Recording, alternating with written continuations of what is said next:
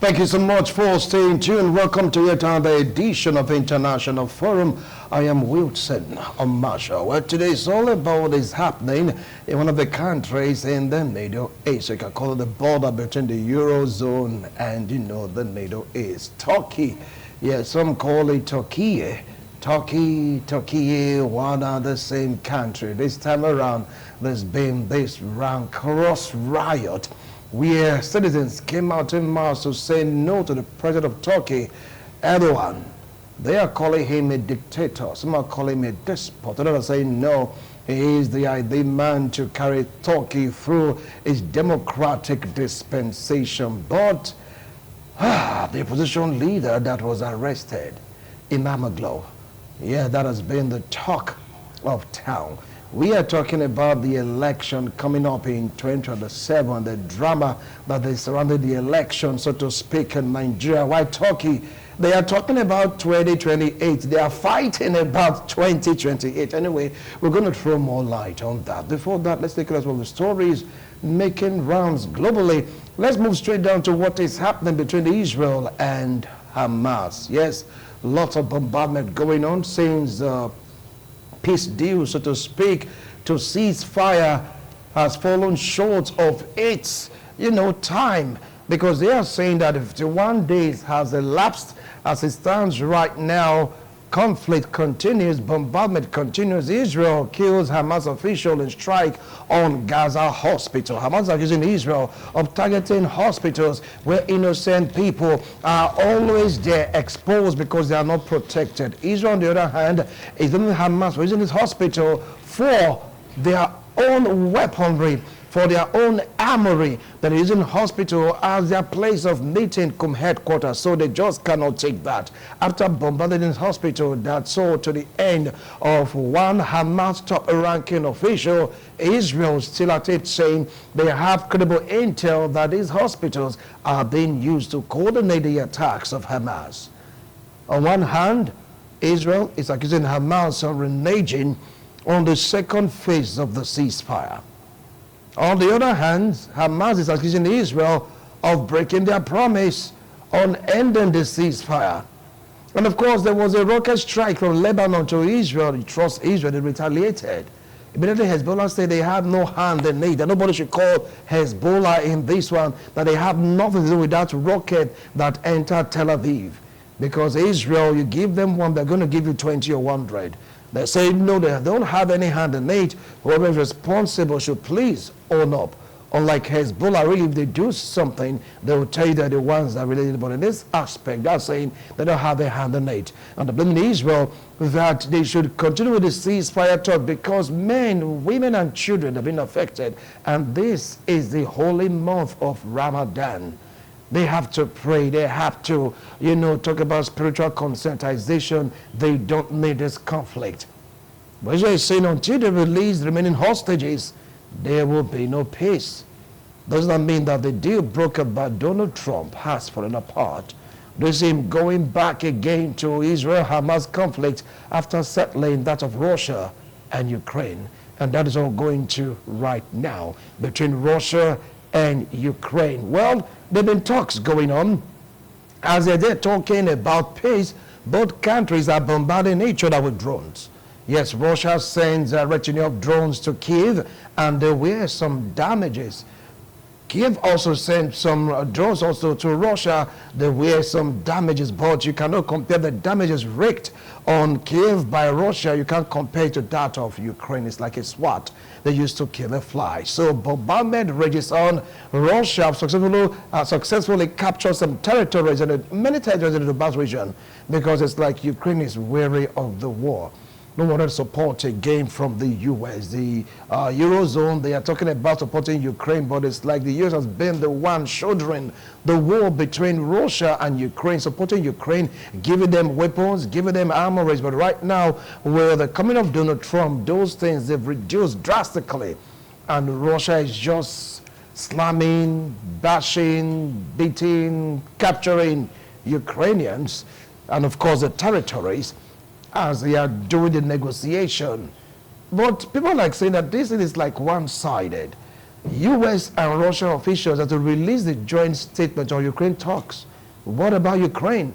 It's like Putin said he doesn't want to hear anything about Ukraine. He doesn't want to see them because these negotiations were done separately. All right, the delegates in Saudi Arabia moved the Russian counterpart to a particular room. Ukrainians also go to another room. Let's just talk. And right now, Russia and the U.S. will be the one to give the joint statement. What about Ukraine? Doesn't mean that U.S. has been the one fighting this war by proxy until Donald Trump stopped it. Remember the rancorous argument Donald Trump and Zelensky they had at the White House. That led to serious talk. Donald Trump said, look, without U.S., you go nowhere. And Zelensky said, look, we are grateful, we are thankful. Donald Trump said, look, you have to stop as it stands right now. The war has failed military solution. It cannot solve this war. It cannot solve this problem. The problem can only be solved through negotiations. Yes, that is what is happening right. They have to talk. They have to negotiate. It must be a matter of give and take. Who will give more? Who will take more? Who will lose more? Who will gain more? But as long as there is a ceasefire, there is peace. That is the aim of Donald Trump. And he's saying that there is light at the end of the tunnel. Enough is enough of this war. Enough is enough of this bombardment. All right? Well, finally, let's move straight down also to what is happening in the U.S., where U.S. official mistakenly gave out a war plan of Yemen to a journalist. Yeah, that's political uproar. White House mistakenly shares Yemen war plans with a journalist. They didn't know how they did it. Remember that U.S. got so angry for the Houthis rebel to ever attack a U.S. ship in the Red Sea. They bombed and bombed and bombed. Okay, they have other plans to really take care of these Houthis in Yemen, but somehow there was a misplacement of the thumb, so to speak, of particular officials in the U.S., and they sent the plan to a journalist. The journalist was so surprised, like, no, I'm not supposed to be in possession of this. And he cried out, saying, look at what I got from the White House. The plans to execute war in Yemen. Can you imagine that? Yes, Americans, they have their plans, but sometimes or most times their plans is kept so close to their chest. Or I don't want anyone to get to know of the plan to the executive plan. But this time around, there seems to be a leak from the White House, and it was mistakenly done. Do you think this will turn the tide of the war? Do you think this will make the Houthi rebels to be very, very careful and wary in dealing with American onslaught? Because America is saying, enough of all this, you attack us, attack our interests, definitely, we're going to bomb and bomb and bomb, borrowing the language of Donald Trump. He's going to bombard anyone seamlessly that tend to trample on U.S. interests. And that is where we are right now. U.S. is still bombing the Houthis in Yemen. Let's see how far all this will go. We will take a break. When we return, it's all about what is happening in Turkey. Can Erdogan really get this on the wraps? You feel that the people have had enough of, in quote right now, the dictatorial tendership of Erdogan. All these and more we take a look at after this break. Don't go away. We'll be right back. Thank you so much for staying tuned. If you just joined us, this is International Forum, and we are zooming straight down to what is happening in Turkey. You can call it Turkey. You will be right on point, okay? Well, nobody saw this coming. Nobody expected this. Maybe, just maybe, merely citizens of Turkey, they've been expecting it. Hence, when it happened, they all came out in mass. Yes, Tayyip Erdogan has been the 12th president of Turkey, or what you know as Turkey. All right? He was the 25th prime minister of that great country. But right now, there seems to be something off with his style of leadership. He is saying he's fighting corruption and is going to destroy corruption before corruption destroys Turkey. After saying that, he quickly, jailed, a mayor of Istanbul, Imamoglu. And that didn't go too well with the citizens of Turkey. They are saying this arrest is politically motivated and it's all about 2028 presidential election. They are saying Imamoglu is the only candidate that has the power, that has the popularity, that have the people to really stand up against Tayyip Erdogan or his party, and he stands a chance of displacing Tayyip Erdogan if they were to conduct election. Ever since his arrest, ever since him being removed from office, Turkey has not been the same again. Riot today, riot tomorrow, and Erdogan is saying that this protest, this riot is evil. This protest is politically motivated, and he will not stand for it. With me here in the studio to talk about this, he is a medical practitioner, he is a human rights activist, public affairs commentator. Join me to welcome Dr. Brighton Novukoko. Thank you so much for coming on today's show. I appreciate your coming. Thank you very much, Wilson, and good afternoon, viewers. All right. The next person I really want to introduce is a perfect gentleman. Yes, a legal practitioner, top-notch analyst, public affairs commentator, both local and international politics. He's well-grounded. Join me to welcome Barrister Greg Iyayi. Barrister, thank you so much for coming on today's show. Good afternoon, Wilson. I appreciate your comment. Thank you. All right. Good afternoon, viewers. All right. Barrister, I'm going to start off from you. All right. Now, what do you feel about the whole of this? Knowing fully well that Erdogan, whether one wants to believe it or not, he deserves his flowers. He need to stand up to many, you know, how will I put it now, battering the fall of global economy, the rise of global economy, COVID-19 pandemic. It's good to, like, you know, move Turkey from one state to the other, that whenever Turkey sneezes, the Middle East, to an extent, catches cold because of this same man, Erdogan. What do you think is missing right now? What do you think he is getting wrong? What do you think is making Turkey to be unstable because of his action? Yes. Erdogan has always been an authoritarian ruler. And this kind of thing that is happening, many actually saw it coming. Many saw it coming because Erdogan has been in power for 25 good years. That's a quarter of a century. And he is not ready to let go. And the most devastating thing is that he is a product of democratic election, but he has refused to become a Democrat. Just like many leaders, you know, they talk about democracy, they get to power, and then they destroy democracy just because they want to hang on to power at all costs. So, but now he's finding out that the Turkish youths in particular, they are very much disenchanted with him. His authoritarian style of leadership is so repressive. About 700 plus social media accounts have been shut down right now.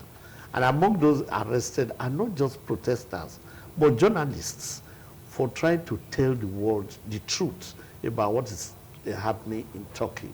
And that is where he's, and then Turkey was secular states when he took over. But he had this grandiose, you know, dream of recreating the Ottoman Empire and then making everybody to become a Muslim, and not just a Muslim, even a radical Muslim. I think this is where he has missed it. And this is where he's really coming in conflict with his own people. Because if you look at it, he has lost the support of 30.2 million people. His party is just 1.7. It's only 1.7 members of his party. And he is seeing the mayor of Istanbul as a threat to his political hegemony. All right. I'll come back to you, Barrister. Thank you so much for laying a firm foundation for this discussion. It's saying right now, it's like Erdogan is now becoming a dictator. He wants to be an authoritarian. The only person that he feels can stand against him in the forthcoming election in 2028 is the president of Imamoglu. Dr. Bright, what can you say about this? Well, looking at the time he has spent in being in office, as being as president and even as the prime minister or something, you realize that, because I try to look at how was Turkey before he came on board. Yes, Turkey was appearing fragile and not stable, but looking at 20 years plus, 20 years plus is enough for somebody to stabilize, to put some things in place. Because sometimes I just begin to imagine, where have these people been for someone to just remain in office for that time? But because I may not have the details of what he's doing day to day with his people, I may not classify him as a dictator. But obviously, he's not a Democrat. He's not a Democrat. He is an authoritarian who wants not a dictator, no, yes, but not a Democrat, He but is an a Democrat, authoritarian. yes. I mean, there's a thin line between dictatorship and authoritarian in politics. Yes, you know, so that's the kind of person. It is what he wants. That is what he wants to take place. And what many of them do is they look out for those who can challenge them, those who can bring people together, those who have the ideas and other things to challenge them, and those are the people they clamp on. You know, clamping on Imagulu or something, with the claim of corruption and some other things. Yes, he may have his reason, but the people are against it because of the motive that he has, and hence what is happening in that place. So for me, it would have been better for him to just like obey the voice of the people and let the will of the people be. Because gradually, because I really don't understand how some of these leaders will be in that place. Records of people who have been injured, civilians, police, and even those who have been clamped on and in detention, almost about 2,500 or thereabouts, are there, you know. And I don't even know if they are keeping records. Some persons may have also died, you know, and businesses distorted just because of one person's interest. So I don't, whatever, if he has ever came, maybe he came before with the interest of, let us rebuild Turkey, let us make Turkey a stable state or a stable country. What he's doing now is destroying the country, and records have shown that people who told that part, it has never been okay with them. We'll come back to the people who told that part, because you may want to say that Putin is among the people that told that part. You get that Putin is still very much there, but that is bad the way. Let me come back to you, Barrister Greg. You talked about him being a dictator, and you talked about him having a vision of former Ottoman Empire, yes. and because Turkey is a secular state but really wants to convert it. But like saying that Turkey has never been the same again in terms of economy since Erdogan became the president. That things are becoming better and better in Turkey. Turkey is now a nation to really look up to when you talk about the Middle East. Turkey also, they have a very, very vibrant military, to the extent that a number of their soldiers, you just name it, is enough to withstand any foe in that region, all due to the system of leadership of Erdogan. I don't think that is an advantage to Turkey. Well, if you are talking of military strengths, there are many successful countries that do not have an army. Bhutan and some other countries, they just have about 700 members of a civil defense force. They don't even have a standing army. And they are, if you look at Israel, Israel really doesn't have an army. It has a defense force, purposely for defense, because they do not invade other countries, but they only defend themselves when they are invaded. So I know that within the NATO, he has a lot of clout because a lot of the soldiers in NATO, many of them come from Turkey. Yes. So he's an asset. But you see, nowadays, the technology of warfare is changing. So you really don't rely on the size of the army you have, but you actually look at the equipment that you have, because that is where modern warfare is actually going. So trench warfare is giving way to some other means of fighting. And Erdogan, you know, he has actually bullied his way into the Middle East and always wanting to stand out. Yes, I know when you are talking of the economy, they will say, but some of the things in the economy, some steps he took, they were based on suppression. If you actually allow a free market economy, you know, can it pass the tests? That's what we are actually talking about, not what you impose on people by repressive, very repressive acts.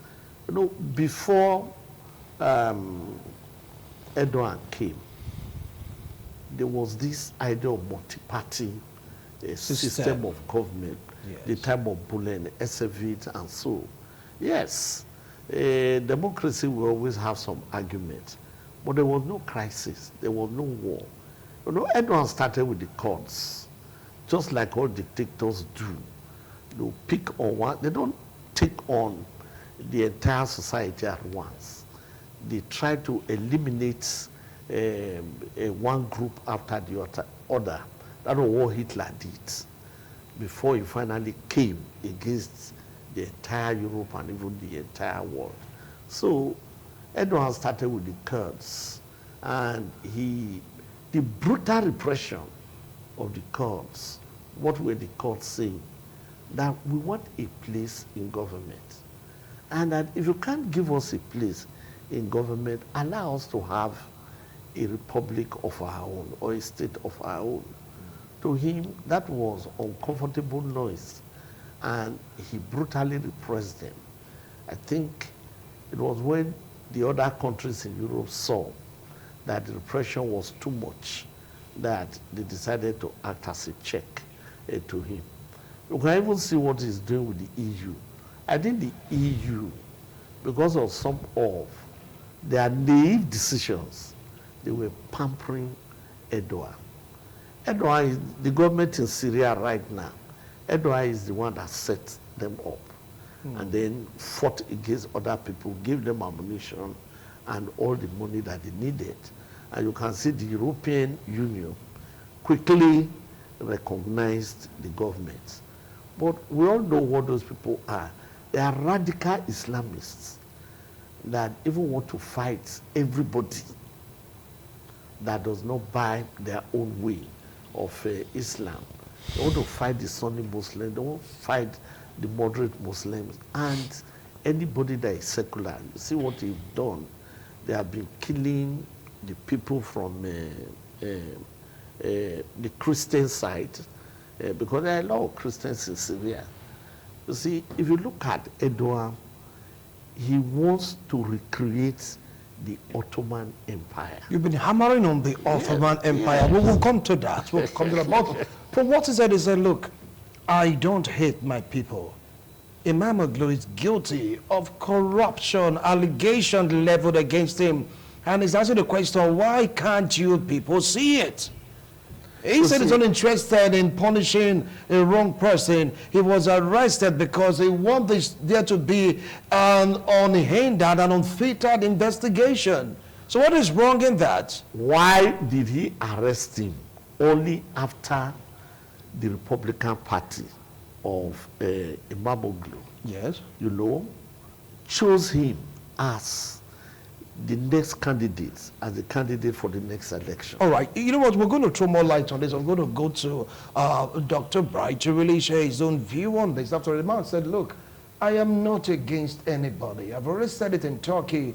We have zero tolerance for corruption. Hence, Imam has been picked up to go answer for his crime against the country, Turkey, and of course against the city of Istanbul while he was the mayor. We'll be right back after this. Don't go away. Thank you so much for staying tuned. If you just joined us, this is International Forum, and we're taking a look at political crisis in Turkey.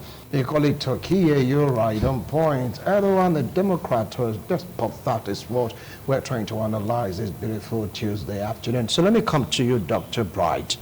He said it's all about the fight against corruption, that the protest and the violence and riot is the work of the devil, that is evil. Why would they come out to put it? Are they trying to cover up corrupt officials in Turkey? Take it up from there. Well, you know, when you've done something that is good, like rightly mentioned, some of the results he achieved is not because the people understood or they followed what he was doing, but rather out of fear, out of coercion, and their will were kind of suppressed. Of course, when you are doing some things to a set of people, they may get tired.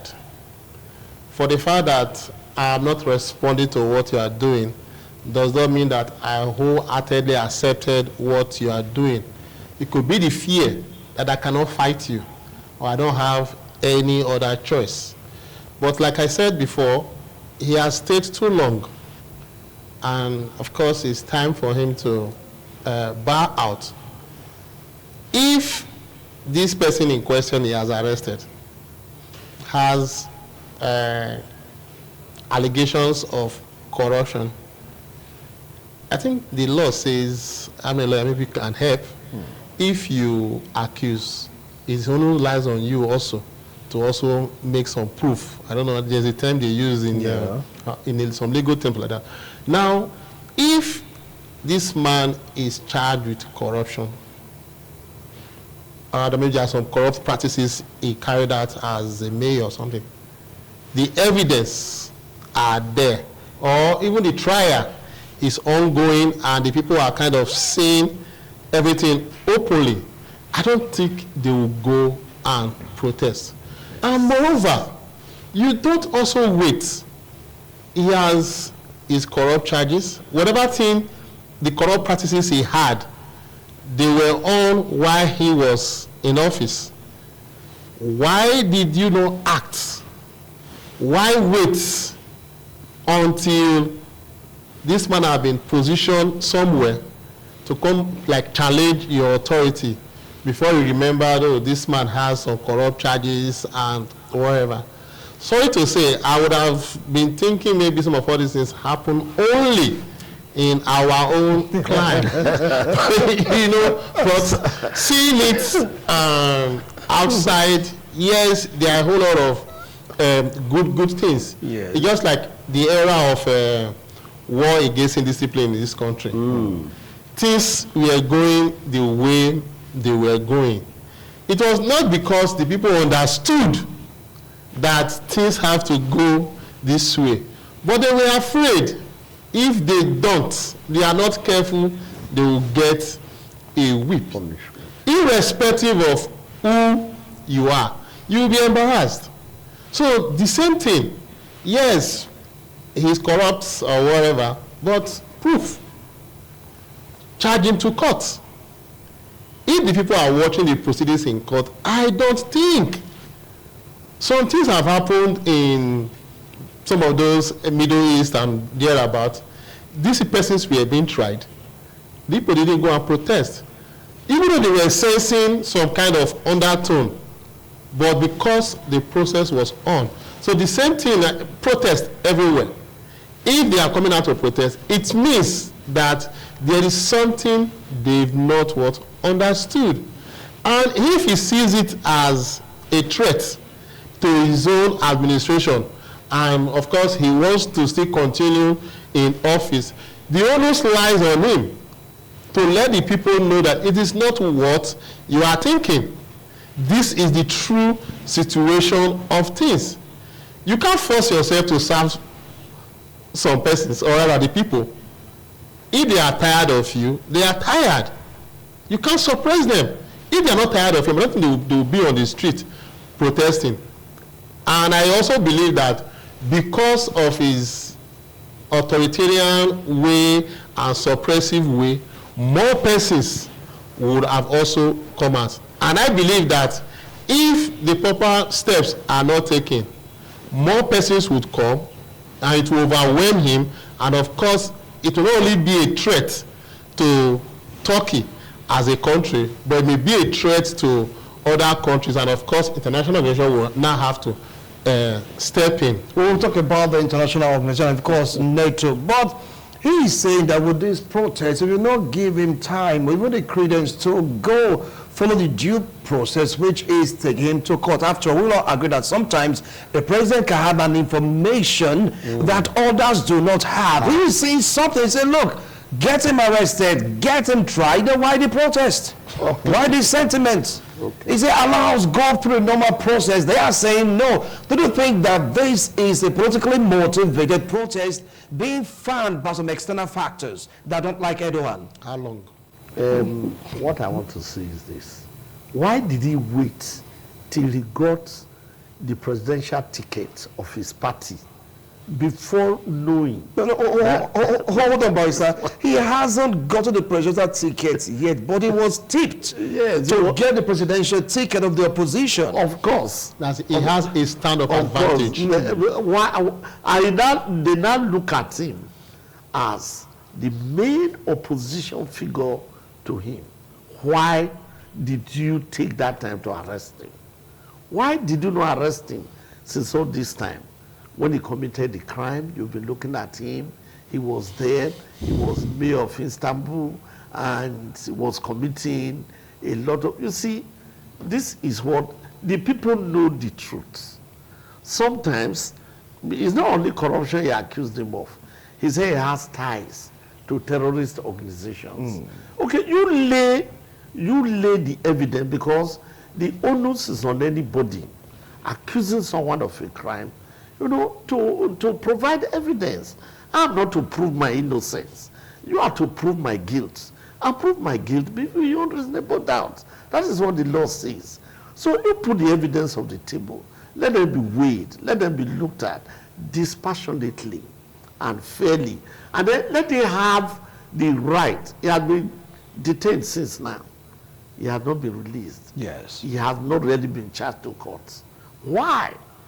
So take him to court and let the court look at it, and then let him have the opportunity, you know, to defend himself of all the crimes you are accusing him of. And then you also have the opportunity to lay dispassionately before the people, before the whole world, that this is the irrefutable evidence I have against this man for corruption, for links to terrorist organization, which is a very serious accusation. Very serious accusation. So these are the things that he should do, and then we will know that you're actually serious about fighting corruption. You see, this was the card that the Democrats played that did not go well for them. That people said, okay, you waited for him to declare his intention to run for presidency. Then you start saying he did this, he did that. 34 counts in one court. It was in about 5 courts at the same time that Americans said, even if he's jailed, he will win the election from prison, and we accept him as president. So it's a card that many of these despots and dictators play.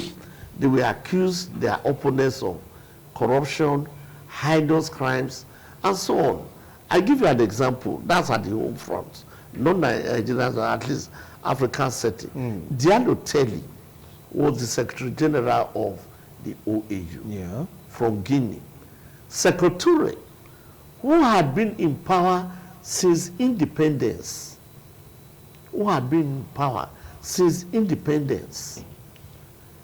He saw that Diallo Telly was a very prominent figure who was going to run against him. He accused him of corruption. and he jailed him. There was a kangaroo court and he jailed him. Diallo Telly died in prison. Other African leaders did not raise a voice. Somebody who has served Africa, somebody who had been Secretary General of the Organization of African Unity. What people ask is this: when he was nominated, and you proudly supported him as Secretary General, because some of the crimes they accused him of, they even dated back to before he was Secretary General of the... Why did you say, no, don't take this man out? He's going to disgrace us. Why are you bringing them now? So whenever some of them feel that they are threatened by an opposition figure and is likely to challenge them and maybe defeat them in an election, they just start slapping them with a lot of charges like corruption and other things. Interesting, quite interesting. Well, right now we'll go for another break. When we return, we're going to take a look at what this will truly mean for the Middle East and, of course, for NATO, knowing fully that Turkey is truly a permanent member when you talk about stabilizing the Middle East like a gateway to Europe and, of course, the Middle East, yes, and its membership also to NATO. We'll return after this break. Thank you so much for staying tuned. If you just joined us, this is International Forum, and we're taking a look at the political crisis in Turkey. Erdogan, a Democrat or a despot? That's what we're talking about. So we're talking now undergoing this kind of crisis. There's instability right now in Turkey. Do you think it's going to affect the international relation vis-a-vis the performance in NATO and being a window to Europe and, of course, the Middle East? How do you think this will affect the region, Dr. Bright? Well, countries that are in the borders, or the countries that are in borders, they are always faced with challenge. And if you look at the Middle East and the Europe, the traffic is high. And so you see countries like Turkey getting so much in trying to hold forth that borderline. Yes. And don't forget that that borderline also, making it very firm, truncates businesses for some persons. So if that border is porous, the better it will be for them. You know, when you look at Libya, for example, the time of Gaddafi, Libya was also playing that role, that coastline guard to Europe. Between Europe and Africa. Between Europe and Africa, yes. You know, and of course, with the death of Gaddafi and so many other things, I don't think it is as strong as it used to be, you know. So I also see that looking at Turkey and the role Turkey is playing, if this issue is not well addressed, because some of the things that we have given Erdogan the power, or rather the confidence, is because playing that role, he would have diplomatic ties, relationship with many other countries, and even, of course, you could see him discussing with the EU directly, because he's playing a major role for them. So those things could be intoxicating, thinking he has the power and so on. But when it collapses, because a point would come that if the crisis should go beyond what it should be, the first thing that happens is displacement of people. Where would they move to? They are going to jump into Europe. Europe is already facing issue of migration, trying to manage migrants coming into their country. Yes. It will further worsen it, yes, for them. And of course, there are some persons or rather some groups that will also see that as an opportunity to what? Infiltrate Europe. So a point will come, they will tell him, this thing is no longer favoring us. And of course, they will be thinking, the way you are raising this question, and they may also be strategizing, watching for that point. If this issue should cross this line, this is what they are going to do. And at that point, he will definitely be on his own. Wow. Interesting. Barrister, do you share his views, or do you think that Erdogan will definitely get this under control? Because you could see the police, right? Police, they are out there. The military, they are out there. And like what you rightly said, Dr. Bryce, some persons might have lost their lives in this process. Of course. Please take it up further. You see Erdogan being able to really contain this riot? Listen, the first advice I have for you, don't go to talking now. Because he's after journalists. The reason he's after journalists is that he does not want the world to know or see what is going on. Because the police, they are using pepper spray, they are using hot water, they are using upgraded tear gas, and then they have started using rubber bullets. The next thing after that, and people strongly suspect, has even come into place that they are using live bullets. And they are actively against journalists because they feel that journalists will make the world know exactly what is going on. So they're not only after the protesters, they do not want the world to know what is happening. And Erdogan has been playing this game, what do I call it, extortion? Extorting the Western countries, telling them, just like Dr. rightly said, Turkey is a gateway between Asia and Europe. And it's also a gateway between cultures, different cultures. Yes. And then different religions. Because if you look back at the history of Turkey, the 7 churches that were mentioned in the book of Revelation that Christ wrote to, they were all in Turkey. So Turkey was a hub of the Christian faith. But when the Ottoman Empire came, it came and uprooted the churches and planted Islam. Turkey was a secular country, and they allowed all kinds of faith to flourish. But when he came, he started marginalizing, not just people who were not Muslims. If you were not the brand of Muslim that he believed in, radical Islamism, and then trying to also export it, Erdogan has built the largest mosque in Europe, in Germany. That's the largest mosque in the whole of Europe. That's the kind of thing he wants to recreate, just like Putin is trying to do. The Emperor Catherine's empire. To recreate it and get all those countries they captured, under their hegemony. And I think he is a bit edgy now, because the European Union, they are beginning to see that the repressive acts, no fair system of justice. If you detain somebody, charge him to court. And he's refusing to do that. And then he is going against free speech. Like I said, 700 plus social media accounts have been shut down. So that information does not flow freely. And the European Union is saying, this is not the kind of thing that we actually bargained for. And Erdogan is telling them that if you press too hard, there's a way I will deal with you. But unfortunately, if he plays that card, it might backfire against him.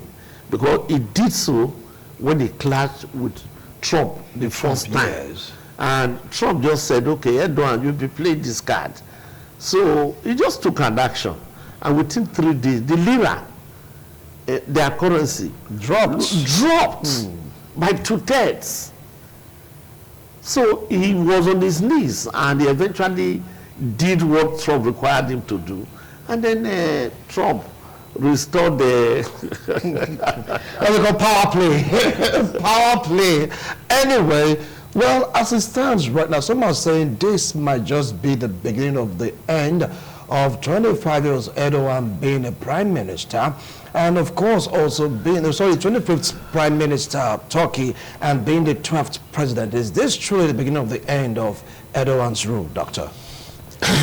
Like I said before, many have told that part, and the end was not so good for them, because absolute power, they say, corrupts. You know, gradually, he has looked around his people.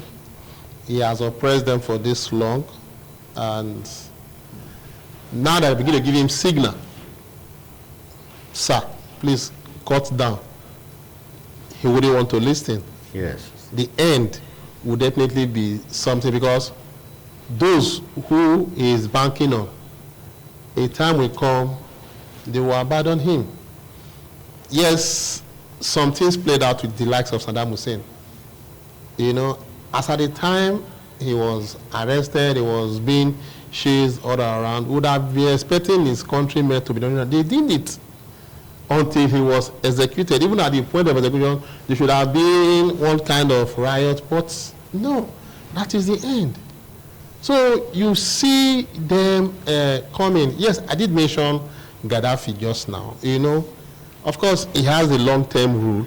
If you still come down to even Africa, at a point, Samodo was trying to look for where he was going to hide. The truth of the matter is this: bar out when the ovation is loudest. You are serving the people. Why don't you want to listen to the yearning and cries of the people? If we are tired of you, we prefer this other man. Let the man come so that you can stay and even compare. All right. Thank you so much, Dr. Bada. It's our last line of discussion. Well, if you're to be an advisor, Erdogan, what are you going to advise him to do? Because he's saying these riots in the period of Ramadan is devilish, is demonic, it's been propelled by some evil forces. What do you advise him to do? I would ask him to just do the needful. Charge this man to court, or let him go. And then let election be free and fair. Because that has always been the problem with many dictators. They won't allow election to be free and fair. And they won't like to leave office. You cannot stay in office forever. And I would, as a Nigerian, give you the example of Sani Abacha, who was the presidential candidate of all the 5 political parties. They adopted him. They adopted him. Okay. But he cast feet. And at the end of the day, you see, so you don't even know whether you will get to the time of the election. All right. Thank you so much, gentlemen. I appreciate a wonderful analysis. Well, we are talking about 2027. We've not seen anybody being arrested. We've not seen anybody rioting, but in Turkey, they are talking about 2028. Does it not mean that what is playing out in African countries is now being adopted by some civilized, top, democratically inclined society like Turkey? Appeared civilized. Because he's talking about 2028, and he's saying that that's the reason why they are clamping this other man. That's the point, like, suggesting. Well, we keep on watching as it's to report back to you. We'll do it again next week, Tuesday, God willing. Bye for now.